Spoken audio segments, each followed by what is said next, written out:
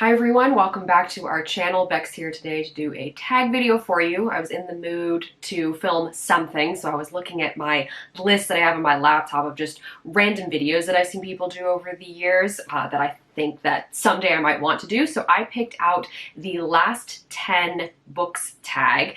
I originally saw Plots with a Twist do this a while back. It was originated by Mark Nash, so I will link both of their YouTube videos down below if you want to go reference them. But it is pretty straightforward. There are 10 questions and it's just about the last book something. So you'll see as we get into these questions. This piece of hair does not want to lie flat today, so we're just gonna pretend you don't see it. It's already annoying the crap out of me, so anyway, the first question is the last book you didn't finish. And usually, I finish books. I'm not a huge DNFer. It happens, but it doesn't happen very often. But then I remembered that I have this book on my shelves. This is And the Band Played On, Politics, People, and the AIDS Epidemic by Randy Shilts. And you can actually see my bookmark is still in the book. I got to page 88 before I put it down. And part of the reason I put it down is because it is dense. It is long. And I had initially picked this up because I wanted to read it before I read How to Survive a Plague, the story of how activists and scientists tamed AIDS by David France, because I had been told that I needed to read this book, whereas this one just kind of felt like I should start reading it first. I'd had it longer. It follows things from the very, very beginning, and it has so much information in it. This one has a ton of information in it too, but I ended up finishing this one. So I put this one down to read that other one, and then I never picked this one up. I do want to read it in the future at some point, but yeah, for now it just sits on my shelf with that bookmark in it. And honestly, I could probably take the bookmark out because when I do read it again, I'm going to start from the beginning. It's been long enough that I would need to fully start it over. The last book you reread. So I have been rereading a bit more in the last few years. I didn't really do it much when I was younger, but I decided to reread the entire Chronicles of Narnia, and I ended up doing a series review on that. So if you did want to see my full thoughts on each of the books, I will link that video. But the last book that I reread was the final book in that series, and that is The Last Battle by C.S. Lewis, as all of the Chronicles of Narnia books are. And unfortunately, I had a really bad time with this book. It was not good. So this was not a great rereading experience. There were certainly books in that series that I enjoyed more than others. If you want the full details, full thoughts, you can go to my series review, but yeah. Question 3 is the last book you bought. So you are actually getting a little sneak peek into a future book haul. I have a small stack of books that's slowly growing, which I will eventually share with you all. But so you haven't seen this one yet. I picked up The Woman in White by Wilkie Collins just last weekend, actually. I was in Value Village, which this is an amazing find in Value Village. You never see these books there. So I was very excited when I saw it. This is a Penguin English Library edition, and I absolutely love the look of these. I have one of these books already. I have Jane Eyre by Charlotte Brontë, which I have read. This was actually a reread for me when I read it a couple of years ago. I originally read it in high school for one of my English classes. And yeah, so I love looking at this on the shelf. I love the whole design of them. This one was more like a standard book cover. Feels more like cardboard paper. This one's one of the matte, a little sticky. So it's got this slightly different feel to them. But yeah, this is just gorgeous. And this is a book that I didn't have it on my list of books I really wanted to read, but I have heard about it and how it has influenced so many books since it was originally written. So I thought it would be worth diving into at some point in the future. Question 4 is the last book you said you read but didn't. So I don't ever lie about books that I haven't read. I always just say if I haven't. I've read enough other things in my life. I don't feel guilty about it at this point. Maybe I might have when I was really young, but I don't think I ever really did. It isn't in my nature to say that I've read something when I haven't. So instead I'm going to flip this question a little bit. And this is the last book that I was sort of told hey, here, you should read this. And then I was like, okay, took it home, but eventually brought it back to them saying like, I haven't had time to read this. I don't want to hold on to it and, you know, keep it when it's yours, when I have so many books I need to read, right? And so my friend was like, you know what, just keep it. That's cool. I don't want it back. You can keep it. So that is Born to Run, A Hidden Tribe, Super Athletes, and the Greatest Race the World Has Never Seen by Christopher McDougall. So this is like a semi-classic book in like the running book genre, very niche nonfiction, so books about running. This obviously hasn't been read yet, but I also didn't lie to my friend and give it back to them saying that I had read it. Question number 5 is the last book you wrote in the margins of. I really don't write in my books. If anything, I do sticky notes. Where did I put that book? For example, How to Survive a Plague. You can see all my sticky notes in there. So that is what I am more inclined to do if I do want to mark up a book. And I usually only do this with nonfiction books. But I have written in the margins of a couple books because back when I took AP Literature in my senior year of high school, there were a couple instances where we bought the books for ourselves so that we could write in them. So my example for this one is, Les can back me up on this because we were in that class together, but I'm pretty sure we had to write in the margins for Mrs. Dalloway by Virginia Woolf.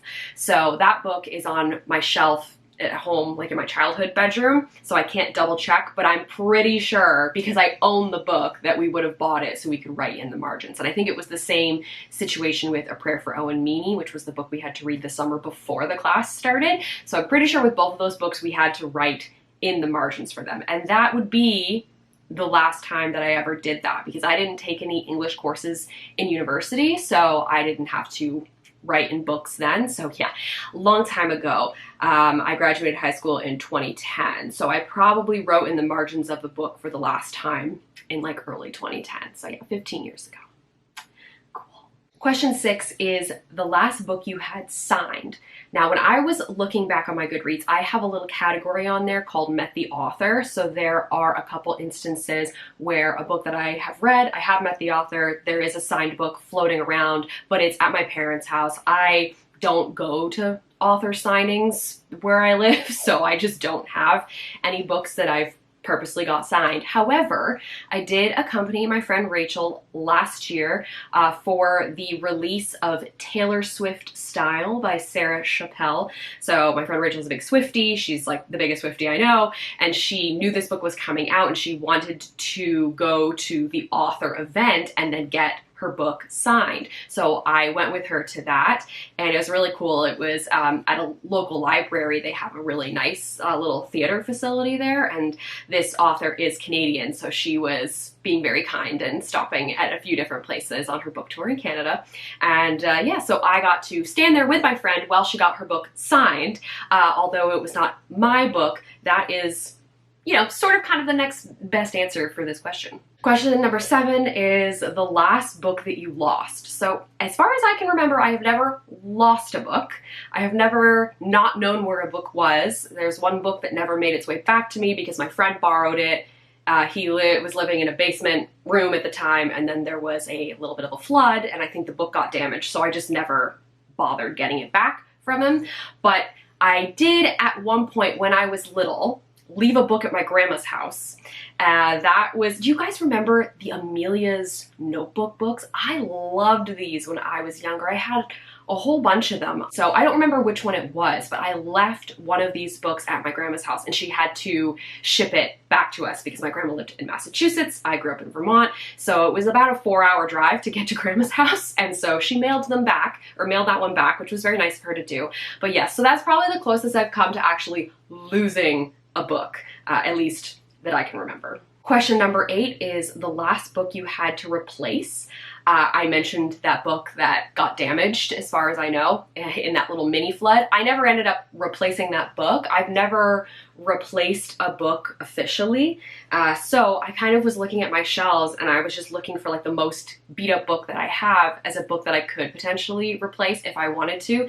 And I honestly have to go with my copy of Harry Potter and the Sorcerer's Stone. This thing has been well loved since I originally read the series back in, at least the books that were out at the time, in 2000. That's when I first started reading the series. So this book has tape like on the cover here. It'll probably be a little hard for you to see, but there's tape on the spine. It's definitely coming apart up here. The first number of pages of this book are quite loose, like I've had to tape up the inner pages here. And honestly, like looking at, I haven't picked up this book in a long time, but it's really starting to yellow. So yeah, I guess that's what 25 years will do to a not that, you know, expensive scholastic book. But yeah, so this one has been very well loved in its day. We've got, you know, the spine is very creased. It's got, yeah, lots of tape. So I'd have to be careful if I ever did decide to read this again. But yeah, it is the best example that I have for a book that I could replace, or at least the most eligible for replacement. Question number 9 is an interesting one. It is the last book you had an argument over. I feel like this doesn't happen that often. Like Les and I will have conversations where maybe she really liked a book and I didn't care for it that much, or vice versa. But in terms of an actual argument with like raised voices, it's getting a bit heated, or something on the internet where you're like going back and forth, that doesn't really happen to me. However, I did think of last year, I was reading The Name of the Wind by Patrick Rothfuss. And so my sister was visiting and we each brought a book with us, and we went to one of the local breweries and we were just gonna get a beer and drink and read our books together. And the guy working at the brewery saw that I was holding this book, and so he asked me about it. This book was okay. I was definitely a bit disappointed because of all the hype around it. At the time, I was pretty close to the end. I feel like I didn't have that much longer to go. And so I was kind of, I didn't really know how he felt about it. So I was like, oh, you know, I think I kind of talked about it maybe a bit more nicely than I really would have if I had like known this person, but I didn't want to, you know, start an argument or start going back and forth with this bartender at the brewery about this book. I toned it down a little bit to avoid an argument, but I think that's one of those situations where it definitely could have turned into some sort of debate, argument, if I had wanted it to. The last question of this tag is the last book you couldn't get hold of, and this book is still one that I haven't got hold of yet. It has been on my want to read list on Goodreads for years, and that is Eggshell Skull by Bri Lee. I saw someone talk about it on BookTube, and it seems like a very intense, hard-hitting book. This woman it's nonfiction. She works within the Australian legal system and then ends up having to kind of journey through it herself with a particular case. And it sounded very intense, but the kind of nonfiction that I'd be really into. And so I've kind of kept my eye out for it for years. I'll occasionally check my library. I'll check for the physical book. I'll check for the, you know, the audio book. And now I have an e-reader, so I'll check for the, you know, e-reader version of it. And it just is never available. It doesn't really seem to be in stores around here, probably because it's Australian and it's a little bit under the radar. So not necessarily something that a bookstore around here would, you know, pay to have on their shelves. But I think it is on Audible. So if I really wanted to, I could try to get it that way. I even have a Spotify premium, and so I've been listening to audiobooks on there, not on there. So yeah, someday I will get my hands on this book, but I still haven't. And I can understand why it's been a bit of a challenge to do it, but I'm still very interested in reading it. It has a really good rating on Goodreads, so it'll be worth the effort when I do eventually get it. All right, those are the 10 questions for this tag. If you have any thoughts, comments on any of the books that I mentioned while answering these questions, feel free to leave those in the comments below. I'd love to hear what you have to say. As always, there are a couple links in the down bar. If you want to follow us on Goodreads, you are more than welcome to do so. Thank you all very much for watching, and I'll see you later.